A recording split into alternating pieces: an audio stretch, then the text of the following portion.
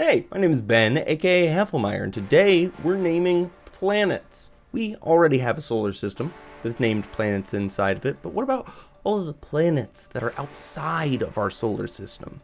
They call these planets exoplanets because they are outside of our solar system, and exo means outside. Anyway, there are lots and lots of exoplanets. They're documented online. You can find plenty of lists and some cursory descriptions of them, because obviously you've never visited them. But there's some that people think might be habitable, or at least have terrain types that we could interact with physically and not, perish upon entry. So I'm gonna go through and try and name a couple of these, because right now they're named after their suns and how far away from the suns they are, and it's all categorical. There's nothing like Earth, Saturn, Jupiter. There's nothing like that. Oh, what qualifies me to name planets, you might ask? Well, a couple of things. One, the last exoplanets that have been named with common names, or formal names, have been done through a competition. So I don't know what the qualifications of anybody in that competition was, and also I have ran plenty of Star Wars role-playing campaigns, and I've come up with plenty of planet names and designs. I am perfectly qualified to name these planets right here. So on this 100th episode of Heflmyer, we're going to name planets and act as gods of the universe. Verse. So anyway, like we've said, an exoplanet is a planet that's outside of our solar system. So there's a lot of different near exoplanets, the closest of which is Proxima Centauri. A, B, C, these ones revolve around Proxima Centauri, the star. We're going to take a quick look at these real fast and kind of figure out, are these planets that we like? Because we want to pick some good planets to name, We don't want to just name a planet that nobody's ever going to visit and that's going to, fall out of fashion later on. We want a nice, solid planet to name. So Alpha Centauri C is kind of one of the more well-known of Alpha Centauris, I think because it's closer to being like Earth. Okay, so here's an issue. Alpha Centauri is a red dwarf star, which means that it is much colder than our sun is, and therefore it seems like the actual temperature is going to be minus 3,000 degrees Kelvin, which we do not want to live on. So instead of just looking at the nearest exoplanets, there's a list of potentially habitable ones, and these are the ones that I'm very interested in. Now, Proxima Centauri B, they say is potentially habitable, but it itself, because of its red dwarf star, gets down to what it say, negative 115 degrees, which to me does not sound habitable at all. It doesn't. And they also say that due to its sun type, there might be really terrible radiation effects going on with it. So again, Proxima Centauri, not where we want to be. Now, Ross 128b, this one's kind of like a really big Earth as far as they think that it's kind of rocky and terrestrial. Its host star, Ross 128, is half the temperature and twice the age of our sun. It's calculated to have a temperature of 280 degrees Kelvin, which is cold. What is that? 44.33 degrees Fahrenheit, and if we were to translate that to Celsius, 6.85 degrees Celsius. So that's pretty chilly, but that's not bad. Significant cloud cover, which could block incoming stellar energy and keep the planet cool. So there's a lot of clouds, they're thinking. I like that. I can dig a cloudy planet. So we're gonna hold on. I like Ross 128b. We're gonna yank this and we're gonna hold it off to the side, and we're gonna keep adding planets that we think would be good to live on. So Gliese 1061 is a red dwarf star. Again, a slightly, less hot star than what we're on. C is a potentially habitable. It's 75% bigger than Earth, which is pretty large. It sits at around 2 degrees Celsius or 35 degrees Fahrenheit.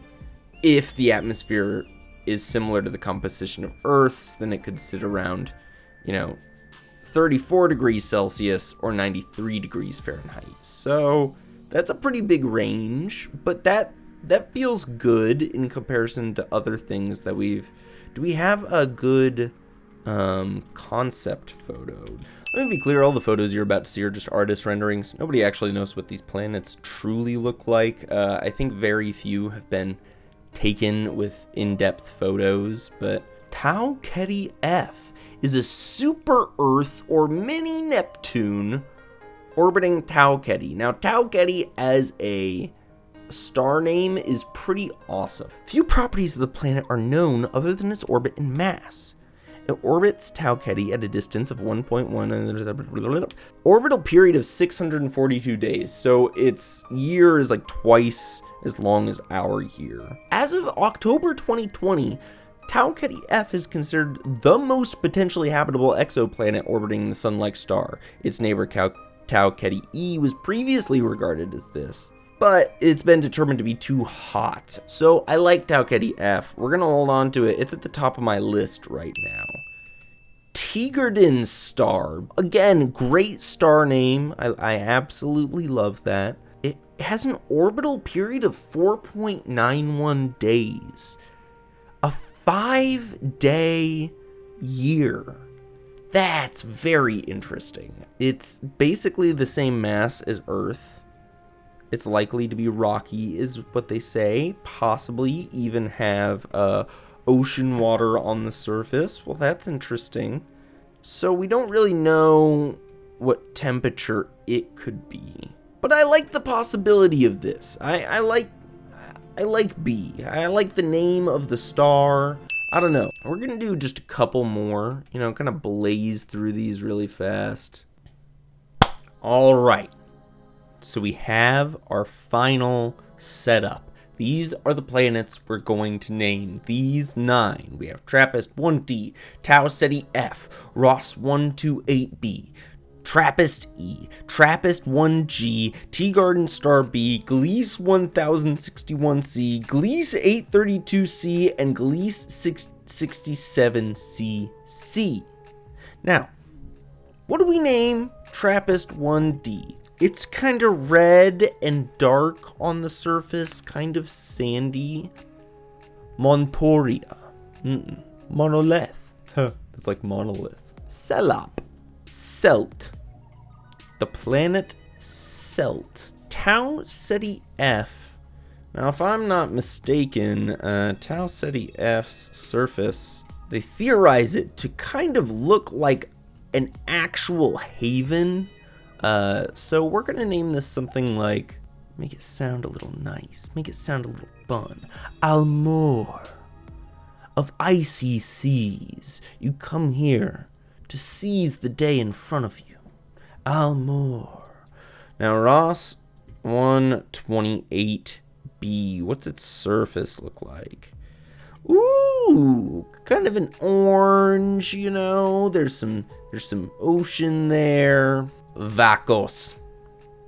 Planet Vacos. Trappist E. Ooh, this place is mysterious. It's gonna get an odder name.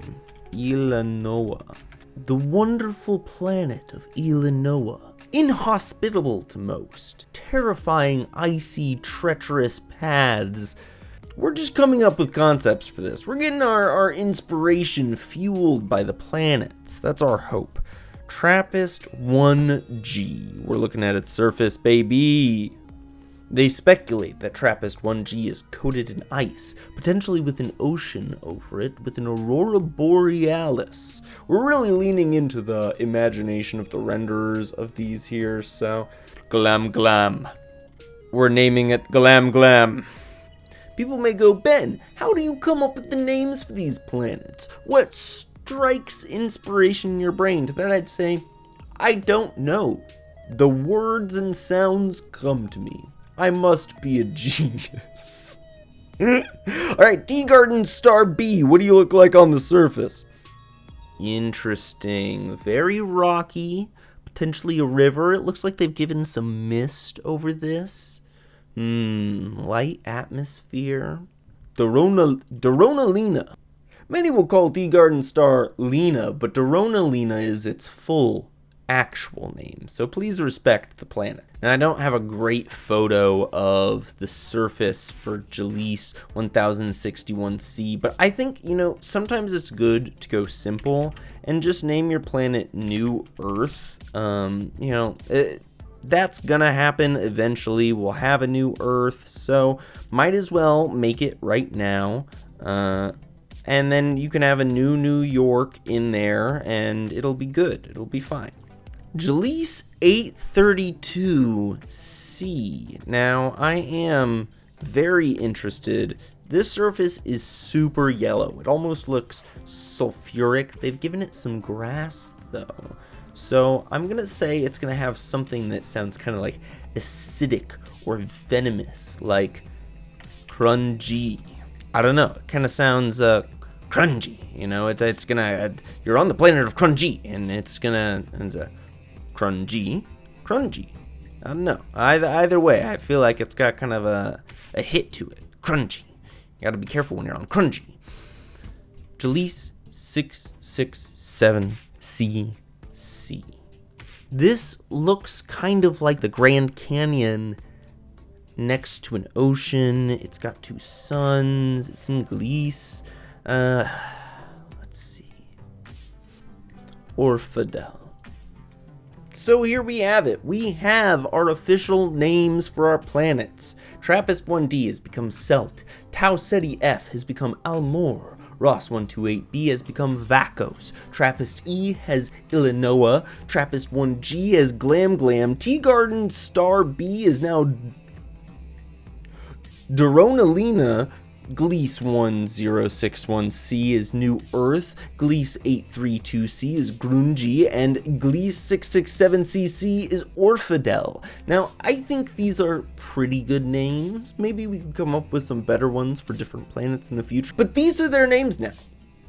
Don't go calling Trappist 1D, it's Celt. You best be referring to Trappist's third planet in as Celt, because that's what it is. People seem to be a big fan of Ceti F. Well, guess what? It's Almor now. That's what it's called. Thank you for joining me on this episode where we've named these excellent planets that we will obviously be visiting in the future of humanity.